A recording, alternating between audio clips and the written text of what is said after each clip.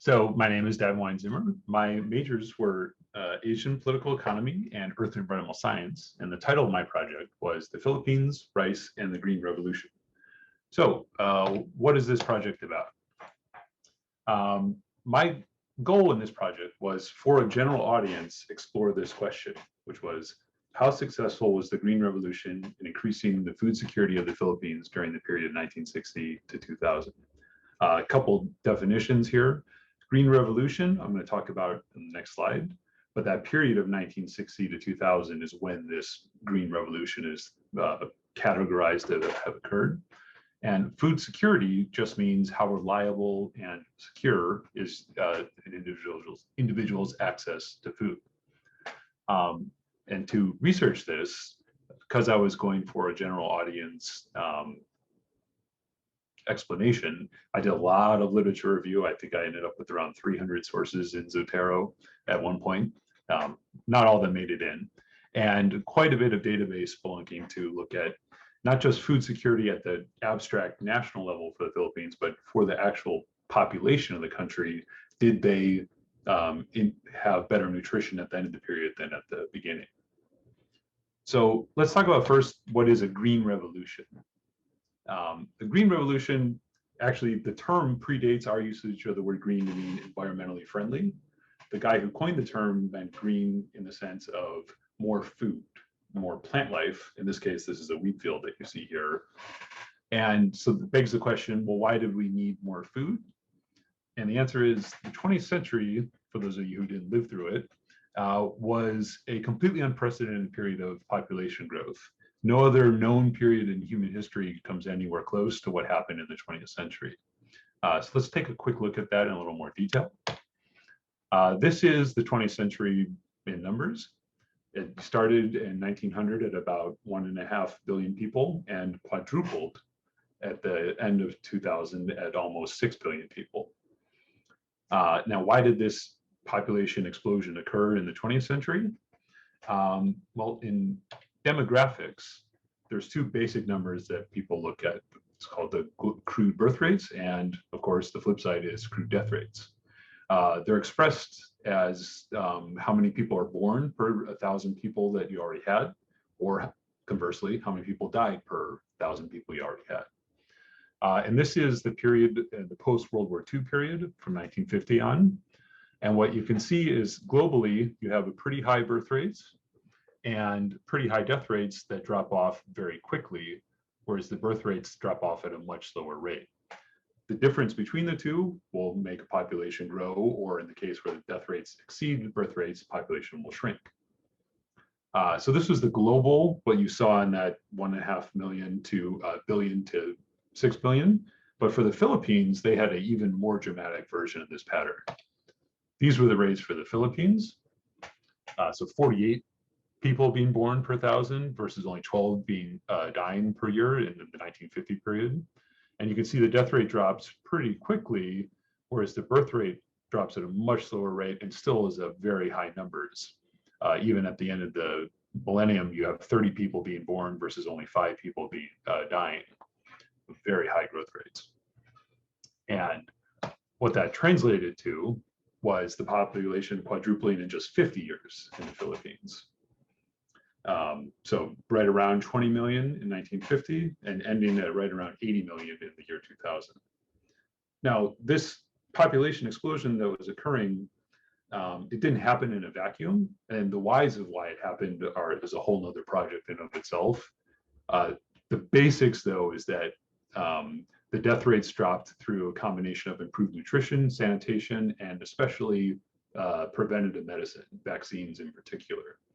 All those factors totally changed the global landscape and how many people were dying versus living.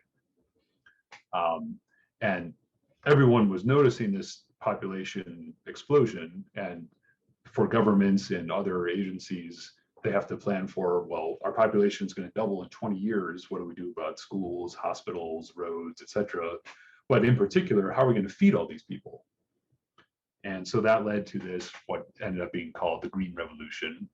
And I chose it as a topic because it was such an unlikely alliance of different actors.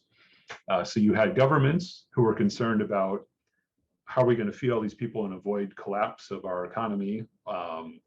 This is the Cold War era, so people were concerned, Americans, military and intelligence agencies in particular, of what will happen if less developed countries can't feed their population. Will they turn to the Soviet Union or to China for assistance instead of to us and the United Nations? Nonprofit organizations, some of them had just genuine compassionate motives of wanting to reduce suffering in the world. There was an interesting byproduct of the previous work in vaccine creation and distribution. Some of those same agencies who had made those vaccines that caused the population boom felt a resulting moral imperative that they had to help feed all these people that they essentially created, that wouldn't have existed without those vaccines having been invented. And then, of course, in any environment, there's people also just looking to make money off this situation. So multinational corporations of many different stripes, and not just the obvious ones. So obviously, agricultural companies have the vested interest in making more food, but machinery companies that make tractors and harvesters could see a benefit there, and oil and gas companies to create the fertilizers that would be needed to make all this food. They're all coming together in this weird, tenuous alliance to get more food, but for very different reasons and hoping for very different outcomes. And we'll see the different motives that they have ends up creating very mixed results for the Green Revolution overall. But let's talk about how did they actually try and get more food for everybody. And I chose rice specifically because one of my majors was Asian political economy, and for Asia, rice is the staple grain. By that I mean it can be as much as 75% of the daily caloric intake for people in Asia, depending on their socioeconomic class. But rice was a very interesting commodity to look at because it's very thinly traded. What they mean by that is that only about 5% of the rice that's made per year actually ends up in the global marketplace. So even though rice is a huge, hugely grown grain globally, the vast majority of all rice that's grown is consumed in the country it's made. So if you have a very rice-dependent diet, if your country can't produce enough rice for itself, you have very limited recourse to global markets if you have any production problems. And then why the Philippines in particular, part of the Green Revolution initiatives was to create focused research centers on the major food crops of the world. And for rice, they headquartered the International Rice Research Institute, very clever names here, in the Philippines, actually just outside the capital of Manila. So I wanted to see, did having this Rice Research Institute in the Philippines translate into better food outcomes for the population? So let's take a quick look at how did they actually try and get more food. And what's important to look at here is, from the perspective of the food scientists working on this problem, they were approaching it as purely an efficiency problem, a very industrial revolution mechanical approach to the issue. And to be fair, there was a mechanical problem of way more mouths to feed and not enough calories to feed them with. And so the approach they took was taking the traditional rice plants, that you see an example here on the left. From that mindset, this is a very inefficient plant. All the green stuff is stuff you can't eat. Only these little brown parts is where the actual rice grains are. And a lot of the mass of this plant is all stuff that is useless to humans as far as eating goes. And if you put too much fertilizer on this plant, it'll actually just fall over because it's so tall and spindly, and you lose all the edible parts of it. So what they ended up doing through a process of very intense crop breeding was totally changing the way the rice plants looked and grew to be a much smaller plant with much more edible material and much less proportionally inedible material. And it's much stronger, so it can stand up to increased fertilization, adding extra water to it, and as well as mechanical harvesting. The other major improvement that they made was that they made it grow faster, so you could get 2 or possibly even 3 crops per year from the same plot of land versus just 1. Now, it has to be said, they had tremendous success with this, but only if you could provide the fertilizer and the water. If you don't provide the fertilizer and the water, the traditional plants actually perform far better.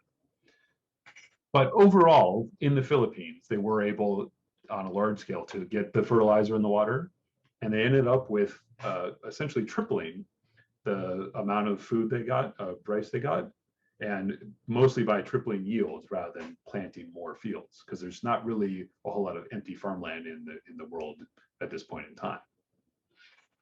But you'll notice this is production. This isn't the same thing as what's going into people's mouths, which is the big, the real question I wanted to pursue. And what I found was that overall, it was tremendously successful at avoiding outright starvation. But as far as actually improving the health and nutrition situation of the Filipino population, it was a total failure. Now, for the purposes of people like the CIA or the administrations of the pretty fascist governments that were in power during most of this time in the Philippines, avoiding a communist insurgency was achieved. So it was successful from their perspective. But as far as the average Filipino family, not at all. And let's take a look at that. So the Filipino government runs periodic surveys of boots on the ground researchers actually seeing what can people afford and how much food are they actually getting. So in 1965, the population is about 30 million. The country had a GDP per capita of roughly $1,200. And these are US dollars key to 2010. So they're a number that we can sort of have some grasp on as Americans in 2021. So they had a theoretical calories available per person per day of 1,876, which is still well below a roughly 2,000 calories per day number that you'd want to have. People's calorie needs vary dramatically on activity, gender, and age, but you still somewhere in that neighborhood of 2,000. But again, available is just take all the food and divide it by the number of people. The actual number that they found was much less at 1,672 calories. Now, jumping ahead 30 years to 1993, the population more than doubles. GDP per capita only, unfortunately, goes up about a quarter. The rice harvest more than doubles, so the food scientists did their job of getting a lot more rice out there. And that pushes the total hypothetical calories per day to over 2,200. But unfortunately, the real world results of surveying families across the country of how much on average food is making it into people's mouths was 1,684 calories, which is a 0.72% increase over 30 years, essentially nothing. So, like I said, from a standpoint of preventing mass famine, Green Revolution in the Philippines was very successful. As far as improving food security for the average person in the Philippines, between the population growth and the lack of income growth for, in particular, equitable income growth, some people got very well off during this time frame. The average person is essentially unchanged in terms of their access to nutrition and food during this time frame. And I wanted to conclude with, in fairness to the food scientists, they were aware that this was not simply a supply side problem. Norman Borlaug is kind of widely considered the face of the Green Revolution. He won the Nobel Peace Prize for his work in 1970. And I don't want to read the whole quote for you, but this was one of the more powerful passages I found in his acceptance speech. But essentially, he said, "We must recognize the fact that adequate food is only the first requisite for life. Without good education, employment, housing, clothing, and compassionate medical care, you don't have the whole picture." And these food scientists did their job of making a lot more calories available. But if you don't either do something about the population growth or provide a lot more income growth, you simply can't, no one could afford to eat the much bigger stocks of food that was available. And what was striking to me was he said this in 1970, and the comparative progress we've made on these fronts in 2021 has not been very encouraging. So thank you all, and special thanks to Dr. Wren, who I think it's fair to say was working a little bit outside her academic comfort zone with me on this project.